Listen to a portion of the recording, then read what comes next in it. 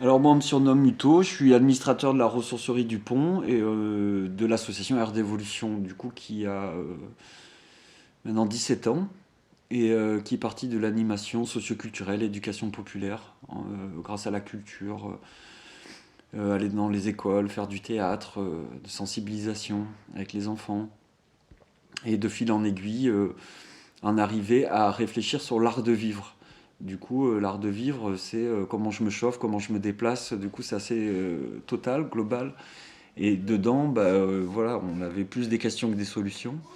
Et plutôt que d'aller de trouver toutes les solutions, on a préféré voir ce qui se passait autour de nous et des acteurs qui apportaient les solutions. Donc voilà, ceux sur la mobilité, ceux sur l'énergie. Et on a trouvé une telle richesse euh, que nous, on a eu envie de l'expérimenter de façon plus poussée. Donc on a construit un écolieu à partir d'objets de réemploi, quoi, de déchets, qui est devenu le village arc-en-ciel. Et au final, qui est devenu un peu une œuvre d'art, quoi, parce que il y avait une cohérence graphique et il y a beaucoup de photographes, de gens qui sont passés, il y avait un travail vraiment sur l'esthétique. Donc c'était aussi de montrer que voilà, avec tout, on peut faire, avec rien, on peut faire tout. Après, l'origine, ça a été une grosse étape, le village arc-en-ciel, mais l'origine quand même de cette dynamique un peu plus rentre dedans, on va dire, c'est lié à cette histoire de l'association où, avec certains, on a apporté un spectacle noir et blanc de pantomime. On ne peut pas peindre du noir sur du noir, ni du blanc sur du blanc, chacun a besoin de l'autre pour se révéler. Donc une phrase toute simple de Manu Dibango. Et de ça, on a monté un spectacle de mime, et finalement, qui a gagné des concours. Nous a fait tourner en Europe, en Afrique, en Bosnie-Herzégovine, dans les camps de réfugiés. Gagné aussi en concours de jumelage, et on a été aux États-Unis, Mexique, Guatemala. Et du coup, on s'est servi à chaque fois de ces voyages aussi pour aller rencontrer des personnes ressources.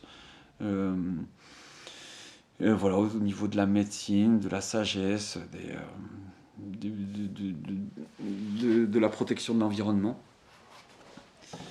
Et, euh, et quand on est revenu en France, là on a lancé un projet, la marche du vivant. On a marché du sud de la France jusqu'à Paris. 3 mois de marche avec des petites charrettes et des structures nomades, yurts, hommes, qu'on montait, démontait tous les jours. 20-30 kilomètres avec voilà, le peuple, des enfants pendant les vacances, plein d'enfants pendant les vacances, et puis tous les âges. Certains qui ont fait toute la marche, certains qui en faisaient qu'un petit bout. Il y a eu plus de 1000 personnes. Et c'est vrai qu'à la fin, ben, l'équipe qui est ressortie, qui était là, qui avait traversé la pluie, la neige, parce qu'on a fait ça en plus en fin d'hiver, et ben, voilà, il y a quelque chose d'irréversible qui s'était créé, des liens, quoi.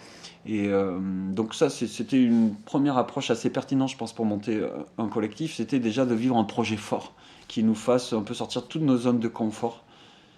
Et là, c'est vrai que du coup, on a créé une zone assez stable euh, pour après encaisser la suite qui était l'adaptation à notre environnement, hein, et de comment nous, on arrive à trouver des brèches pour pouvoir mettre des actions de lien social, socioculturel. Donc bon, ce qu'on a vu c'était qu'il fallait montrer l'exemple. Du coup, on est parti sur cette sobriété, le village arc-en-ciel. Ça a duré 7 ans. On a fait des grands jeux où du coup on s'est dit voilà, on n'achète plus dans les supermarchés, on fait que du troc. Et finalement on a arrivé à vivre 7 ans sans argent d'aide et de façon très bien quoi. Et donc là on bénéficie encore de ce réseau qu'on a créé, donc des coups de main chez des maraîchers bio et en échange voilà on a des légumes, voilà pas mal de coups de main ou alors notre artisanat ou nos savoir-faire qui étaient mis aux compétences avec du troc.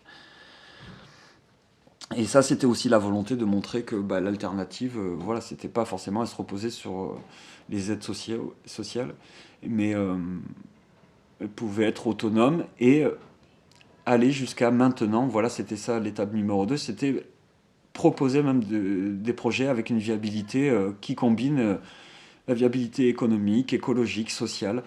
Voilà, de l'économie sociale et solidaire, mais avec l'humain réellement au centre. Quoi. C'est pas du greenwashing, c'est pas des requins de l'ESS, c'est voilà, avec des vraies valeurs. Et ça, c'est vrai que ça nous a vraiment ouvert les portes du territoire. On était déjà reconnus pour ces chantiers collectifs, le fait qu'on soit un peu suractif et voilà, très investi. Petit à petit, on s'est autonomisé sur tout. Tout l'argent qu'on gagnait par l'aventure, ben, on le réinvestissait en équipement. Et de là, on pense que par cette intelligence collective peut naître de vraies solutions. Donc voilà, là, on développe tout un tas d'outils du débat pour le rendre actif, pour le transformer en action. Par exemple, notre dernière convergence ben, a permis de lancer la monnaie locale. Voilà, que faire que chaque coup qu'on fait permette de renforcer, que ça soit pas de l'événementiel, parce que l'événementiel, on n'est finalement pas trop pour ça. Mais on sait que dans cette ère du temps, de temps en temps, c'est important qu'on se rassemble. Ça nous redonne des forces pour repartir sur notre territoire. Puis on repart avec des bonnes idées. On a accéléré les connexions entre l'offre et la demande au niveau de la transition. Du coup, ça, c'est des pas de gagner à chaque fois. Qu'est-ce qui a mis fin au village arc-en-ciel? Alors, c'est les attentats de Mohamed Merah à Toulouse qui ont créé, du coup, qui ont tout fait monter en alerte, je sais pas quoi. Mais du coup, il y a eu plein d'hélicoptères de l'armée qui ont survolé. Nous, on est quand même loin de Toulouse. Hein. Je sais pas. Est-ce qu'on est à 3 heures peut-être. Et du coup, grand survol, mais également Aude, les Pyrénées-Orientales. Et du coup, ils en ont profité pour faire un survol en fait, de tous les lieux qui potentiellement pouvaient accueillir des terroristes, donc les écolieux. Donc, gros rapport.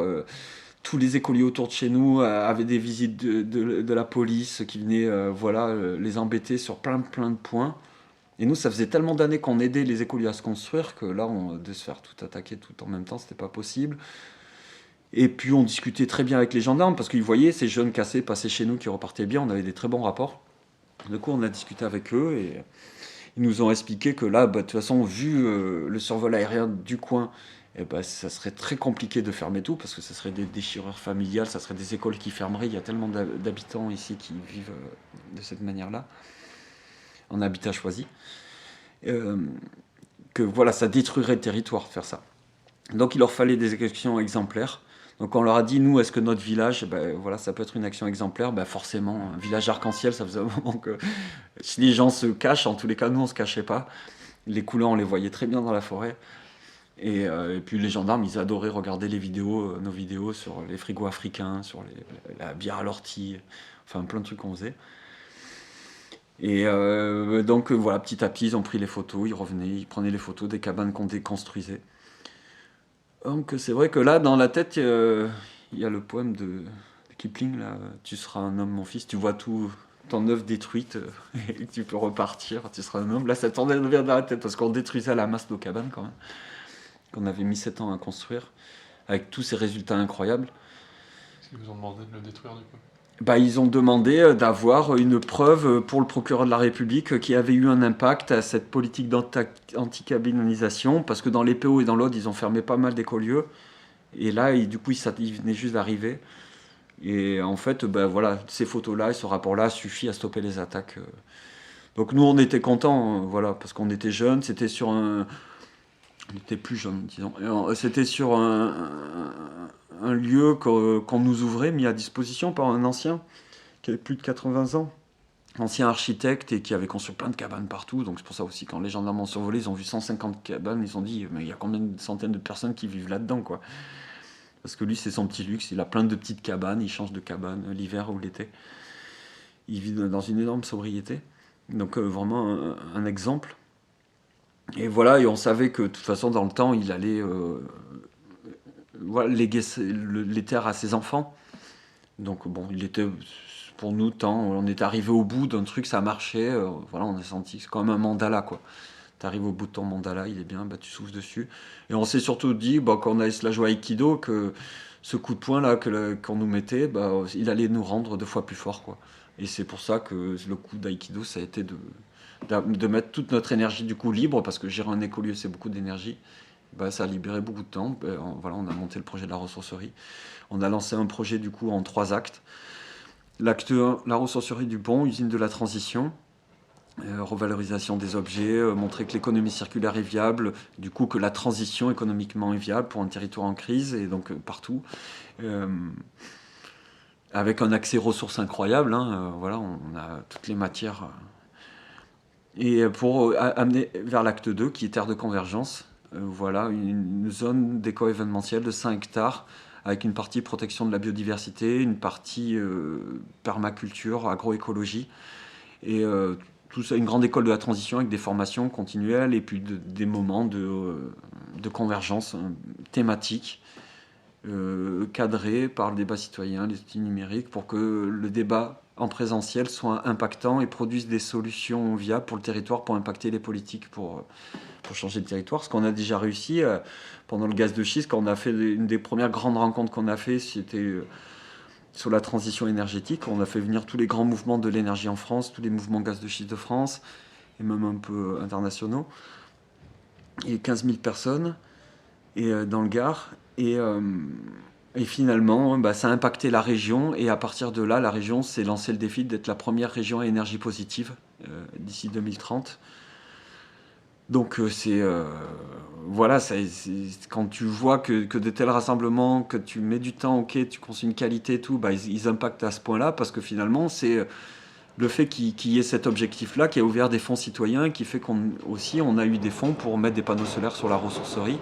Donc voilà, les toits qui sont la prochaine étape. Là, autant on a l'espace en bas qui est optimisé pour la revalorisation des objets, autant l'étage, on veut l'optimiser pour les artisans du réemploi. C'est-à-dire que voilà, installer des savoir-faire qui puisent dans le gisement des objets ici pour trouver des solutions. Et pour transmettre et préserver les savoir-faire, mais en même temps aussi croiser tout ça avec un tiers-lieu où il y a l'activité associative, où il y a un repère populaire de l'activité artistique, culturelle. Voilà, il y a 1750 mètres carrés et du coup un peu de travaux de mise aux normes. On n'avait pas eu trop le temps, stabiliser l'histoire, les salariés. Cette équipe-là, elle est bénévole depuis tout le temps. Hein. Nous, on a une stratégie de bénévolat. Après, par la mutualisation, la sobriété, on a vraiment très peu de coûts de vie. Et puis, nos véhicules, l'essence, les ordinateurs, c'est vraiment tout pour le projet associatif, globalement. Donc, c'est l'association qui gère ça. Mais c'est vrai, du coup, pour nous, c'est une implication vraiment totale. Mais en même temps, dans le temps, l'idée, c'est pas montrer que c'est une vie de sacrifice, parce que ça donnerait pas envie. Donc c'est de montrer déjà à quel point on tripe notre vie. C'est quand même kiffant de vivre dans un environnement qui donne le potentiel aux gens de pouvoir exprimer ce qu'ils sont et d'apporter des outils, des communs, quoi. Ça, c'est ce qui... Voilà, on regarde derrière nous, on a laissé des communs, quoi. Ça, c'est intéressant. Et après, on se rend compte que quand même, on s'est formé, on sait mieux que ce qu'on veut. Et puis, il y a certains, c'était plus l'artisanat. Et finalement, maintenant, ils ont des ateliers, leur équipement. Ils peuvent créer et se lancer en auto-entrepreneur.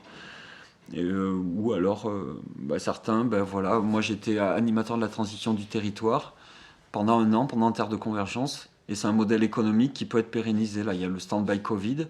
Mais en gros, voilà, c'est le métier que j'aimerais bien faire. Et du coup, on commence petit à petit. Il y a un autre collègue, c'est plus l'énergie. Là, on est en train de monter tout le truc pour créer de l'animation à la sobriété énergétique de territoire. Et voilà, plus développer les outils qu'on rêve. Donc c'est vrai, on n'aura pas cumulé à fond pour la retraite, mais franchement, nous, on voit nos salariés, ils ont cumulé toute leur vie et ils vont rien toucher, quoi. Donc on pense que prendre son temps, poser un peu de mutualisation de bénévolat, pour se donner des leviers de commun, de mutualisation, pour après que ça soit tremplin pour tout le monde, c'est assez stratégique et intéressant pour après, finalement, pouvoir développer ton activité dans ce que tu aimes. Et là, si tu fais ce que tu aimes, en général, t'es très efficient, quoi. Qu'est-ce qui fait la beauté de ce lieu, du coup ? La beauté de ce lieu, c'est le fait qu'on ne l'ait pas rasé. C'est une ancienne usine textile industrielle qui a fermé dans les années 2000. Ça a marqué la vie ici. C'était là où il y avait le plus de vie au Vigan. Les gens, ils sortaient de l'usine, il y avait le coiffeur, les bars et tout. Et du jour au lendemain, ça a fermé, il n'y avait plus de vie, zone morte. Du coup, c'est un traumatisme de territoire. Et le fait de se dire, vas-y, la transition, c'est pas on rase tout, on reconstruit, quoi. Il y a un bâtiment industriel, ok, ça demande de s'adapter. Mais finalement, cette contrainte, c'est comme le théâtre, quoi. S'il n'y avait pas de contrainte, il n'y aurait pas cette liberté de jeu, il n'y aurait rien, ça serait tout plat.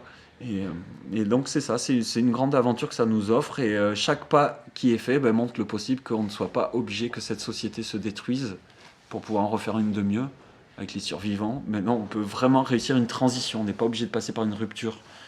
Et nous, la rupture dans notre vie, on l'a faite, Et ce qui était intéressant, c'est qu'on a vu l'autre côté de la transition. Et en fait, c'est plutôt sympa. Et du coup, ce qu'on se dit, c'est qu'on ne veut pas y être tout seul, parce que c'est pas intéressant. Et on veut que, du coup, voilà, la communauté, les villageois, les habitants, aillent vers cette transition qui n'est que mieux pour leurs enfants, pour eux-mêmes, voilà, qui levait plein d'incohérences qu'on sait tout bas, quoi. On sait que l'enfant, c'est plusieurs grammes de plastique qu'il ingère, même déjà dans le placenta, quand il est né, quoi, il est bourré de plastique. On est en train de faire des générations cobayes, avec toutes les ondes, le plastique, l'alimentation industrielle, l'aspartame, enfin c'est un cocktail qu'on ne connaît pas dans le corps. Et ça, voilà, nous, on préfère se dire, on ne veut pas en arriver à ces stades irréversibles, quoi, où il n'y ait plus de pandas, plus de girafes, et tu dois expliquer à ton enfant que c'est pas une légende. On aura foiré notre mission. Donc ça, c'est l'acte 3. C'est par toute cette économie qu'on est en train de créer. Nous, on veut soutenir l'apparition. On veut comme être une banque, que cet argent, voilà, on n'avait pas d'argent. Du coup, s'il y a de l'argent, on est désintéressé. On veut le gérer au mieux pour qu'il soit efficient et qu'il produise des effets démultiplicateurs. Et ça, quand on est un peu débarrassé de l'intéressement comme ça, en fait, finalement, on peut faire des bons choix stratégiques. Et du coup, l'idée, c'est de soutenir des projets locaux de transition, donc grignoter le territoire en rachetant des terres, installant des maraîchers, et en fait, eux, leur dire qu'ils remboursent du coup leur aide avec un loyer qui leur va bien, quoi, tranquille, mais qui doivent parrainer une tribu dans le monde où une espèce animale ou végétale en voie de disparition, sachant que toutes les tribus sont en voie de disparition. Voilà, du coup, humain, animal, végétal, et qui se concentrent dessus, et nous, on a des outils numériques pour permettre de cartographier un peu les consommations qui les attaquent, nos consommations qui les attaquent, les courants qui les soutiennent, les associations, les mouvements, et voilà, repérer un peu l'écosystème autour de ça pour voir où est-ce que c'est le plus judicieux de mettre l'argent. Par exemple, il y a un collègue qui a créé cet outil, qui est décédé maintenant, mais qui nous a beaucoup apporté, et qui a fait une étude sur le gaz de schiste en Argentine,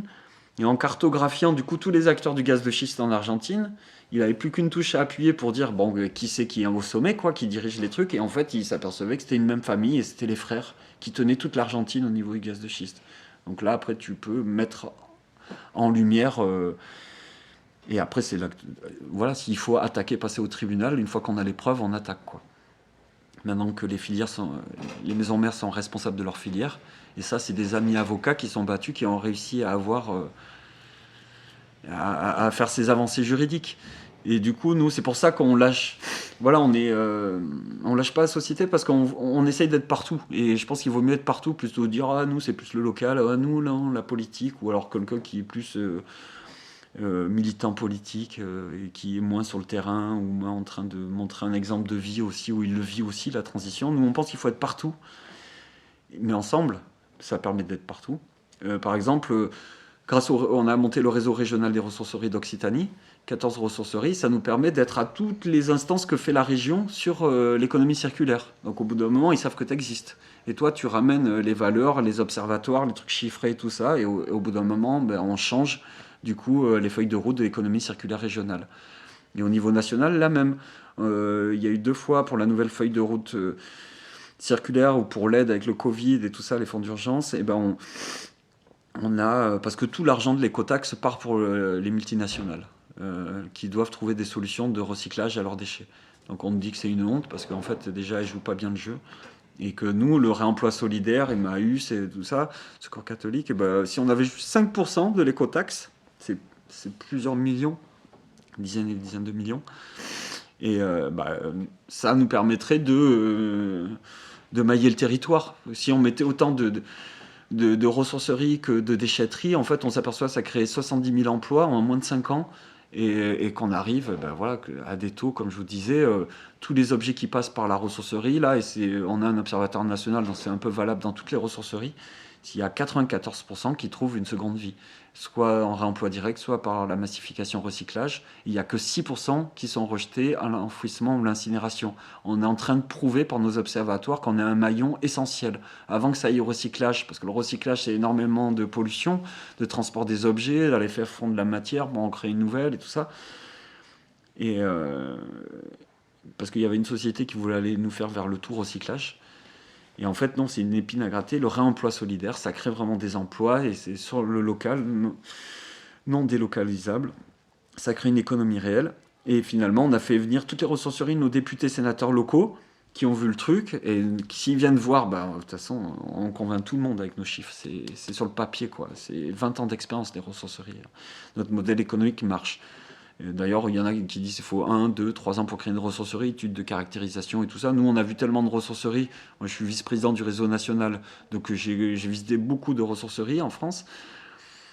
Quand tu as le modèle un peu dans le nez, surtout qu'on l'a analysé tout ça, on a vu Nîmes, il n'y a pas de ressourcerie. On savait qu'il n'y avait pas besoin de faire une étude de caractérisation. C'est bon, on a trouvé un local, on a trouvé des porteurs de projets.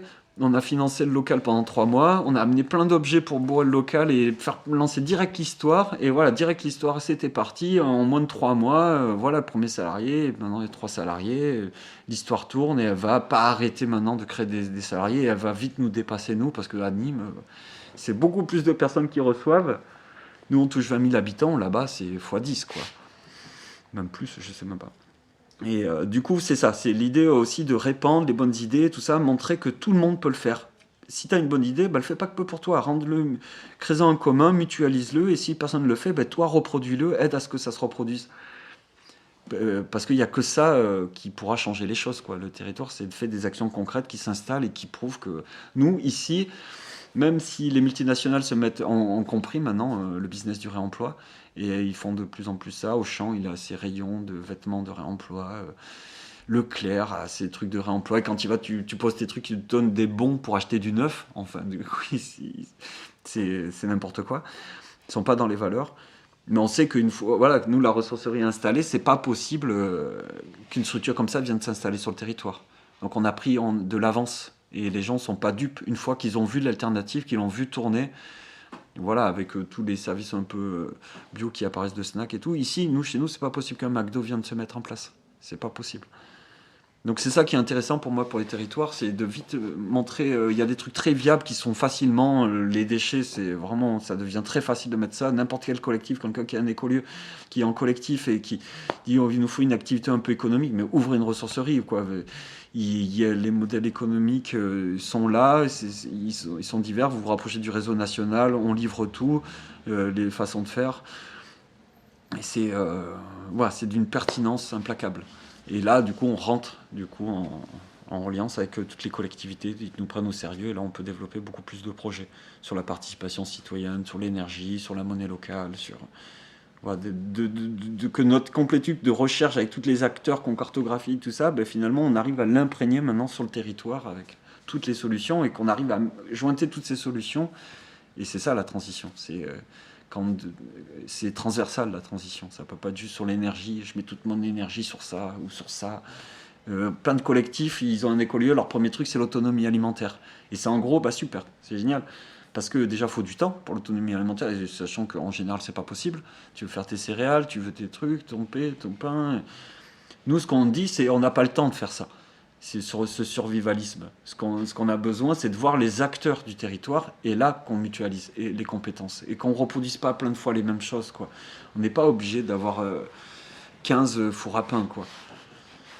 Et voilà, nous on fait des transformations de fruits et tout ça, c'est des moulins, des presses et tout ça, c'est mutualisé, quoi. On ne va pas acheter tout l'équipement, quoi. Et si on achète un truc pour transformer les châtaignes, on va le mutualiser. Et voilà, pour moi, c'est là où nous, les collectifs qui comprenons le commun, on a à comprendre que ça ne doit pas juste être réservé pour nous. On a un espace un peu de repos du guerrier, notre écolieu, c'est bien, on respire et tout ça. Mais déjà, on est privilégié d'avoir ça, hein, parce que sur la planète, on est quand même bourgeois pour avoir ça. Et que ça dépend forcément de la mort et du sang de plein d'enfants et de l'esclavage de plein de gens sur la planète, le fait qu'on ait accès à ça. Donc, en gros, si on ne se sent pas responsable de ça, de toute façon, on va partir dans le travers, qui est l'autarcie, et de s'enfermer nous-mêmes. Nous, notre chance, c'est qu'on est souvent sortis de notre zone de confort en faisant des convergences, en organisant des trucs sur la place publique. Des fois, c'est chiant, tu te dis, je suis bien dans la forêt, tu n'as plus envie de voir les humains, mais de se forcer, parce que tu dis, l'humain, ça vaut le coup. Et puis, en gros, tous nos voyages nous avaient dit... En gros, que c'était ici qu'il fallait agir. Hein. On est né ici, c'était un peu un des leviers. C'est ici qu'il y a les sources de richesse, qu'il y a la machine qui détruit le monde, qu'il y a les consommations qui détruisent le monde. Plutôt que de se relier au nucléaire, on se relie à des panneaux solaires, euh, des, euh, des éoliennes autoconstruites et beaucoup de sobriété, quoi. Parce que franchement, il y a beaucoup de dépenses. Quoi. Si on les enlève, en fait, on le vit très bien. Du coup, ça donne des camps, des villages d'artisans avec ping, ping, toc, toc, toc, comme dans Astérix là. Et l'enfant, il rentre dedans, il s'en prend plein les yeux, il débloque pas du forgeron, il trouve une vocation. Voilà, on a eu des témoignages de parents hallucinants sur leurs enfants qui avaient trouvé des vocations. Et c'est de la musique acoustique, donc tu rentres dans plein d'atmosphères à chaque fois, c'est des atmosphères musicales différentes. Enfin, voilà, finalement en vivant 12 jours ensemble à plusieurs milliers sur des territoires comme ça, on se dit ça pourrait être la vie quotidienne. Hein, parce que tu en reviens à avoir le service déchets, tu en reviens à avoir une mairie centrale où les choses se décident ensemble. L'intendance repas, enfin, tu deviens une petite ville, quoi, une petite infrastructure. Donc, c'est très intéressant à expérimenter dans ton corps, dans le ressenti. C'est vrai que ces parenthèses-là, tu te dis, ouais, il faudrait quand même les multiplier un peu parce que c'est intéressant de se dire, on peut, voilà, parce que le système, il nous propose une façon de vivre, en gros, et pas une autre, quoi. Donc tout ce qui est parenthèse où on peut vivre un peu d'autres expériences, ça devient intéressant parce qu'on est sur Terre pour expérimenter, on a envie pour expérimenter, c'est ce qui fait notre sagesse, quoi. Et si on nous propose qu'un style de pantalon dans ton armoire, tu vas être vite limité, quoi. Si on t'en propose trois, peut-être t'en reviendra toi à créer ton quatrième. C'est un peu ça l'idée, quoi. Je crois que toutes les idées d'effondrement, on va tous mourir et tout, pareil, c'est un peu une manipulation de masse qu'on se crée nous-mêmes par une peur. Mais en fait, toutes les statistiques montrent, non, pas de problème. Les riches, ils sont de plus en plus, ils gagnent de plus en plus d'argent, ils s'installent très bien. Et eux, par contre, ils ont su préserver certaines choses pour nous les vendre. Après, oui, il faudra être plus sobre avec certains métaux rares et tout ça, mais ça coûtera que plus cher et nous, on sera plus asservis, quoi. Donc, je pense plus qu'ils sont en train de gagner la bataille. Donc, c'est pour ça que je pense qu'il faut que les collectifs, on ait des projets forts, qu'on soit capable de rêver. Pas juste, tiens, qu'est-ce que je vais faire demain qu'on se force un peu, pas à long terme, ok, mais qu'à moyen terme, qu'on se pose des projets à moyen terme avec des objectifs, qu'on soit sérieux en fait sur notre rêve et qu'on devienne un peu professionnel de notre rêve. Parce que c'est l'imagination qui va sauver le monde et il n'y a que ça. Et ça, on peut absolument pas dire ce que produira une bougie dans l'obscurité, quoi. Et si on est chacun des petites bougies, l'obscurité face à n'importe quelle bougie, elle vient s'y cramer la gueule, quoi. Elle se met en lumière. Donc développons les bougies de territoire et connectons-les entre elles. Ça fera des constellations intéressantes. Et c'est ce qu'on vit, nous, actuellement. Donc on a plus tendance à y croire parce qu'on voit le changement de société aussi. On voit tout l'afflux de gens vers les alternatives. Donc on voit plus, voilà, vu que ça fait très longtemps qu'on a commencé, avant qu'on mangeait que bio, on disait que c'était une secte. Alors il fallait surtout pas dire que de temps en temps on faisait des jeûnes. Mais voilà, on voit comment la société a augmenté. Maintenant, nos discours, c'est plus des oppositions familiales, séculaires. On commence à comprendre l'histoire, quoi. Donc plutôt réaliste sur le futur, donc assez optimiste. J'ai la citation de Gandhi qui m'a traversé. Montrer l'exemple n'est pas le meilleur moyen de convaincre, c'est le seul. C'est ça. Comme il a dit, avant d'être non violent, il faut avoir le courage d'être violent. Et du coup, c'est un peu ça, on s'est fait violence, quoi. Pour nous, la violence, c'est de se former en comptabilité. C'est plus d'aller jeter des pavés dans la rue, quoi. Ou d'aller cramer des trucs. Vous voulez être violent, vous avez la rage, formez-vous en compta. Apprends l'animation socioculturelle, apprends l'économie sociale et solidaire. Voilà. Et là, ta rage, tu vas pouvoir faire qu'elle impacte le réel. Et voilà. Donc on veut de la cohérence à la rage. La violence, elle peut être saine, mais faut savoir la mettre. C'est pas juste des défouloirs qui sont en général en plus réappropriés dans le message pour faire peur à la nation, quoi. Donc nous, on n'a plus à être masqués, sauf parce qu'ils nous l'obligent maintenant. Mais on a affirmé haut et fort ce qu'on pose, quoi. Il y a une attente de société. On sait que quand on pose nos panneaux et tout, toute la jeune génération qui vient, ils mangent toutes les informations. Tout, quoi.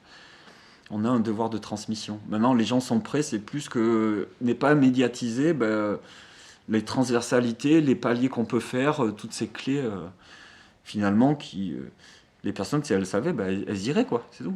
Comme je sais, les outils numériques, quoi. Si, vu tous les outils qu'on a et qui nous servent dans la vie quotidienne et tout, à nous faciliter la vie, si des gens savaient, oh, ça existe en gratuit, en plus, ça n'arrête pas d'évoluer, parce qu'il y a une communauté agissante qui écoute mes retours et qui va faire évoluer l'outil en fonction de moi, comment je l'utilise, c'est bon, je change d'outil, je vais vers le truc. En plus, je fais des économies. Donc, pour plein de choses, c'est comme ça. Donc, on a un devoir, je pense, une responsabilité. À partir du moment où on vit un peu la transition, c'est gris, on ne peut plus la vivre que pour soi. On vient une épée de Damoclès, on a un devoir, une responsabilité à transmettre, à documenter ce qu'on vit, à en créer du commun, à le partager. C'est notre seule chance d'être viable ici, c'est de renverser que l'individualisme qui était si important, de s'enlever le fait qu'on puisse te prendre ton cerveau, quoi.